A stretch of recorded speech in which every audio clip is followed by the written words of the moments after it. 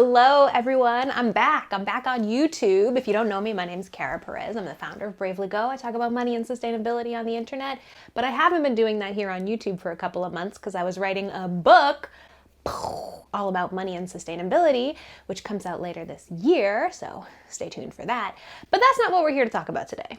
Okay, what we are talking about today are 6 financial habits that are keeping you broke, because a lot of the things that we are taught just kind of in life are actually things that separate us from our money, that keep us from saving and investing and help keep us broke. Let's start off the video with a question from me to you. How often do you think about what you're doing?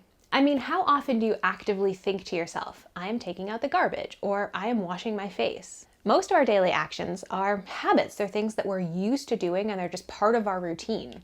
And when it comes to our money, this same kind of mindless approach of I just do that thing because I do that thing is very easy to fall into. We live in a world full of constant advertising, which I've talked about a lot on this channel, and also constant nudges from billion-dollar companies to point us in a certain direction, to buy a certain thing, to feel loyalty to a certain type of company, or to even spend time in certain places that we wouldn't necessarily choose on our own. Now look, a lot of us want money to a certain extent to be mindless. We want it to be easy. We want it to be stress-free. And that's because to a lot of people, managing money is stressful. So we look for the path of least resistance. And in today's world, that path is often supplied by a company that wants some of our money. Or we might have certain financial habits because that's just what our parents did or what our guardians did. But you see my point.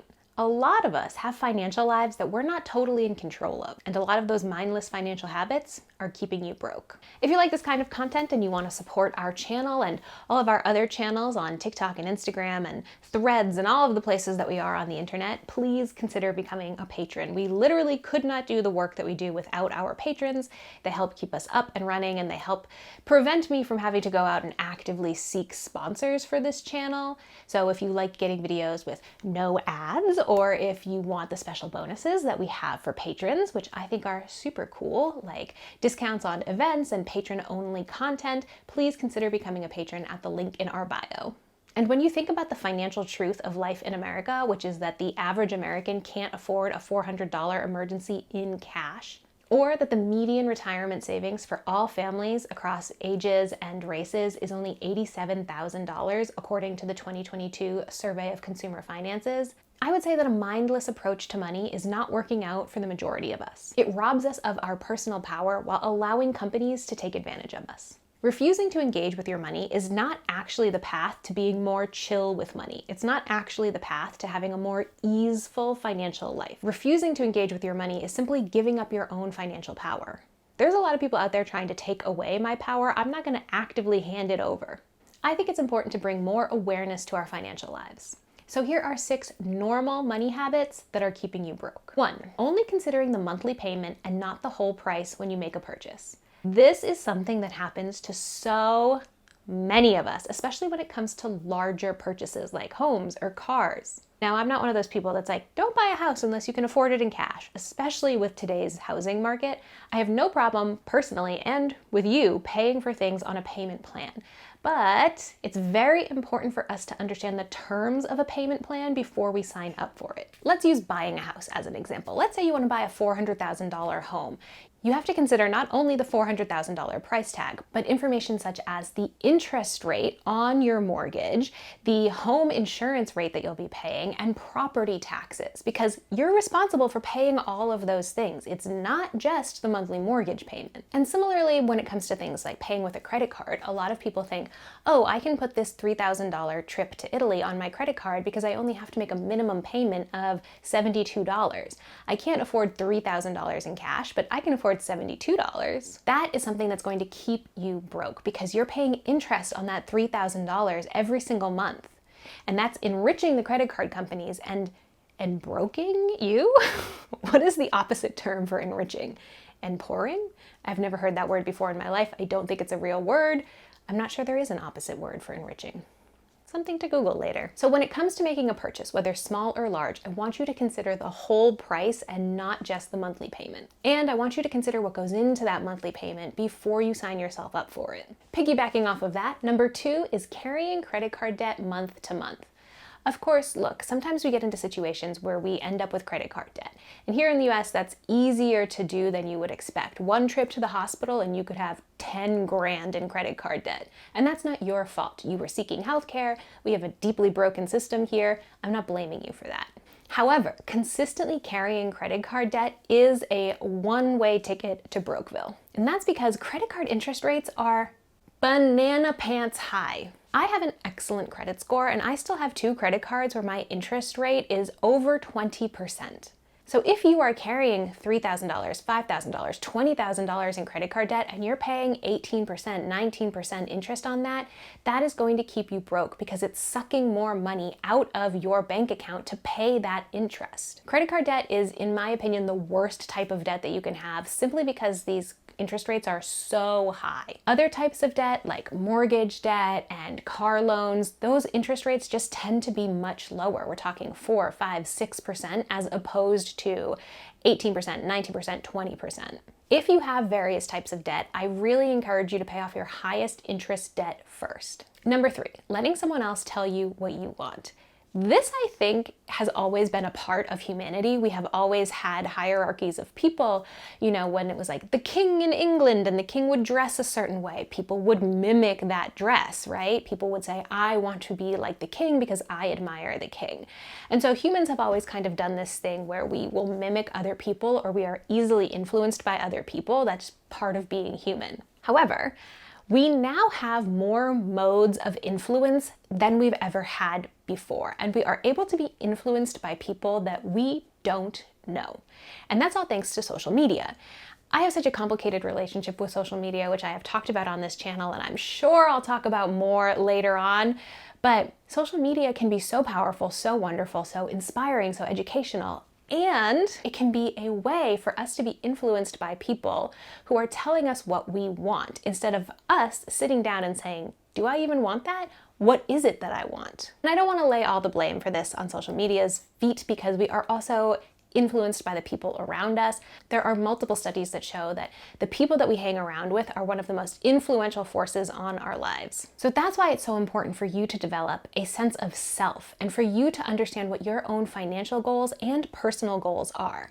I am someone who wants to retire early. I want to retire by age 47. I'm 36 now. That means that I need to handle money very differently from my friends who want to retire in their 60s. In order to reach my goal, I need to make different lifestyle choices and different financial choices than my friends. That means I need to go against the grain a little bit, and it's easier to do because I am very firm in who I am as a person, and I'm very firm on wanting to reach this goal. I know what I want, and I can see the path forward on that, which makes the path easier to walk. So having a strong sense of what you want your money to do for you is a fantastic way for you to save more of your money. Number 4, waiting until later to save or invest. This is something I see a lot as a financial educator. A lot of people think, oh, I'll start investing once I've paid off my debt. I'll start investing once I've bought a house.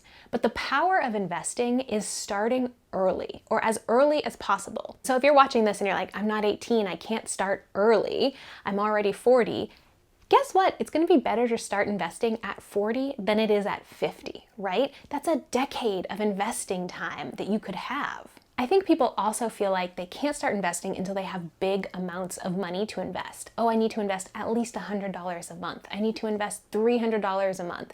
That's not true. You can get started investing with $10 a month, and I would encourage you to start small.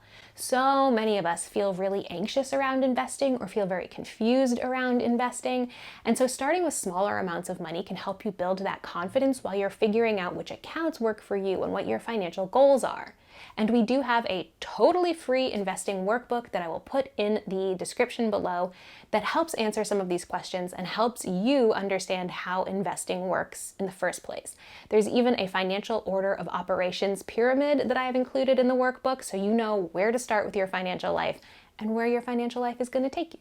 Number 5, thinking in monthly upgrades.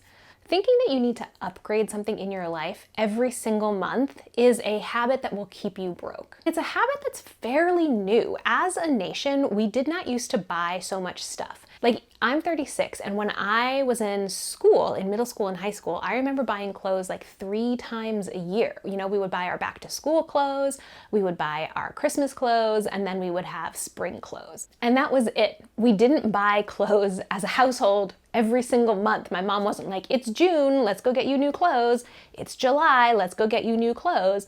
But that is how a lot of us operate now as adults. We think it's a new month or it's a new season, I need to get new things. Oh, a new phone came out, I have to get the new phone. Unless you dropped your phone in the pool over the summer or you cracked the screen, the phone that you have right now is probably good enough for another couple of months, maybe even another couple of years. This summer, you can wear the clothes that you wore last summer. They're still in good shape. Trying to think of your purchases more as an investment, as, hey, I'm going to buy this summer linen dress that I can wear this summer and next summer and the summer after that, and hey, guess what? Even the summer after that. Instead of, I'm gonna buy this dress for this one girl's trip and then I'm never gonna wear it again. Constantly spending money on monthly or seasonal upgrades is a way that you will stay broke. And finally, number 6, drinking. I hate to pick on alcohol, especially because I myself drink. I love a nice cocktail. I love a glass of red wine. And I am not saying that everyone needs to be 100% sober. We also live in a culture where drinking is heavily normalized and it's at everything. Like, think about the most common ways that you hang out with people. It's probably going out for a drink, or it's probably going to a restaurant where you may order a drink. I know, at least in my life, most adult gatherings I attend have alcohol. Right? If I go over to a friend for a barbecue, there's gonna be a cooler full of beers. If I'm hosting a movie night in my house, I'm gonna have a bottle of wine available for my guests. And if you're buying alcohol out at a restaurant or a bar or something, you're paying even more. If you buy 6 drinks out per week and each one costs $8, that's $192 a month that you are spending on alcohol. And it's $2,304 per year. And that's just the alcohol that you spent out, so I'm not even including the 6-pack that you have at home or the bottle of wine for movie night. Again, I'm not here to hate on you if you enjoy some alcohol. I enjoy some alcohol, but it's a habit that can quickly get very expensive, so it's always something to be mindful of. So those are the 6 mindless spending habits that can keep you broke. Let me know in the comments if you have other ones. Let me know if you have questions, comments, concerns. Push back, argue with me if you disagree. I want to hear from y'all. As always, thank you for watching. Give this a thumbs up to help in the algorithm and hit subscribe.